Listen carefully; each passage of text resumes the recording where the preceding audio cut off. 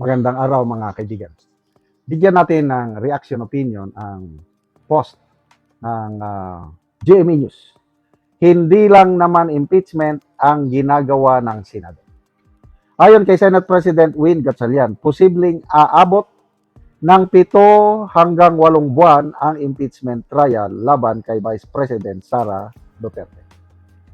Sinabi naman ni Gatchalian na pinag-aaralan din ng Senado kung paano mapapabilis ang proseso ng impeachment trial dahil hindi lang naman daw impeachment ang ginagawa ng Senado. So,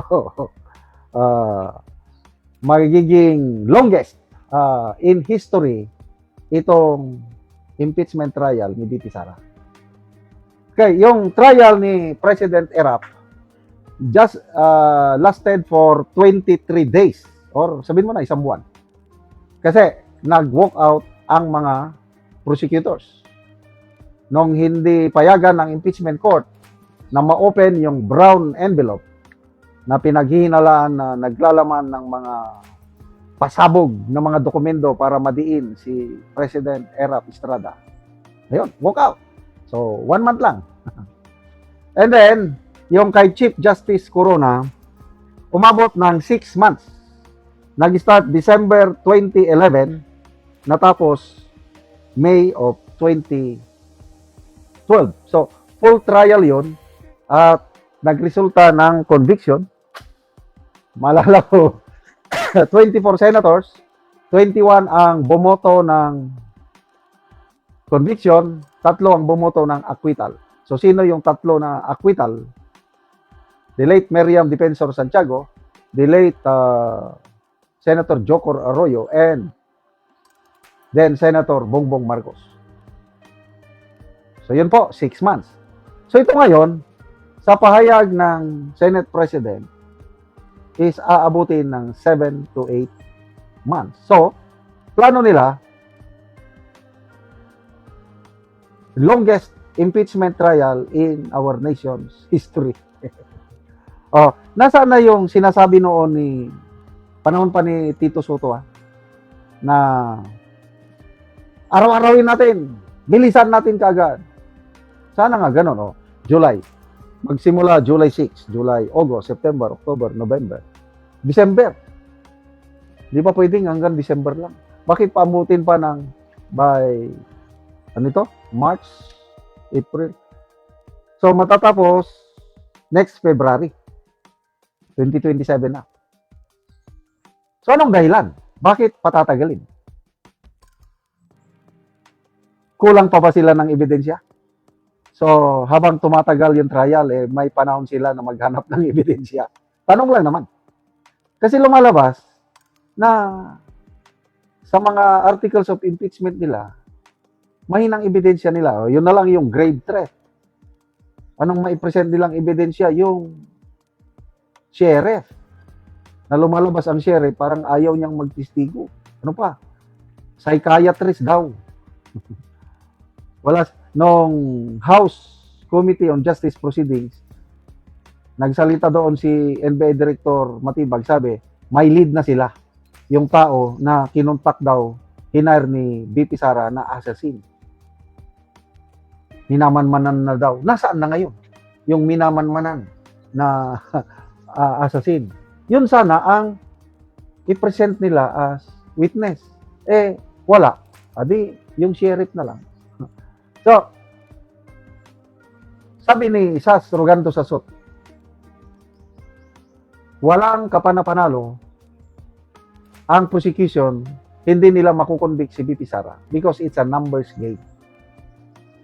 The impeachment math is locked in favor sa acquittal ni BP Sara dahil kailangan nila ng 16 votes to convict, 13 lang yung numero nila. So, anong mangyari? Gamitin na lang, sabi ni, ito ang opinion ni Sasasot, which I agree. Gamitin na lang ang pagkakataong ito, patagalin ang trial para masira nila ang credibility ni BP Sara papunta na sa eleksyon. Yan ang game plan. Kaya matagal-tagal na bloodbath ito. Excuse me. Kaya lang, baka ako the more na magtagal, the more na madismaya ang taong bayan, the more na dadami ang supporters ni VP Sara. Yan ang nakikita. Lalo na kung magsimula na ang trial at makikita kung paano ilang paso ng defense lawyers, yung mga prosecutors, lalong kung gaano ill prepared, gaano kahina ang mga ang mga prosecution lawyers, public man o private, lalong dadami ang supporters ni VP Sara. It will turn sa favor ni VP Sara habang tumatagal. Yan ang tingin ko.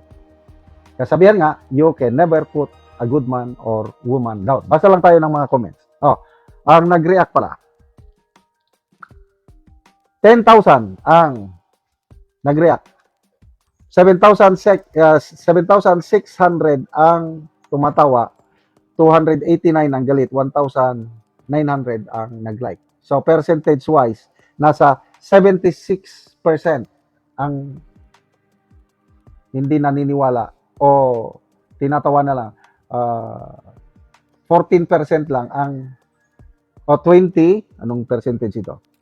20, nasa 20% lang ang sumusuporta sa isang matagal na trial. So, good luck sa prosecution team.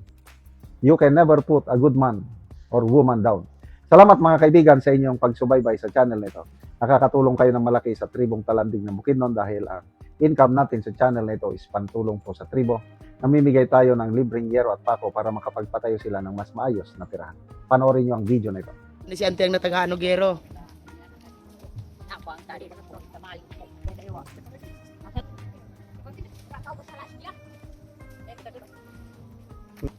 Muna ni ang balay ni Ante. So muna ni ang itsura sa atop ni Ante. Nga natabangan siya og gero. So makita gid nato ang iyang atop nga mga buslot na gyud. Mga dagko na gyud og buslot. Ang iyang atop tungod sa kadugayon na. So gipang kuanan na gani ang uban. Pamputol na. Kita gid nato nga kung mag-ulan matuluan na gid sila.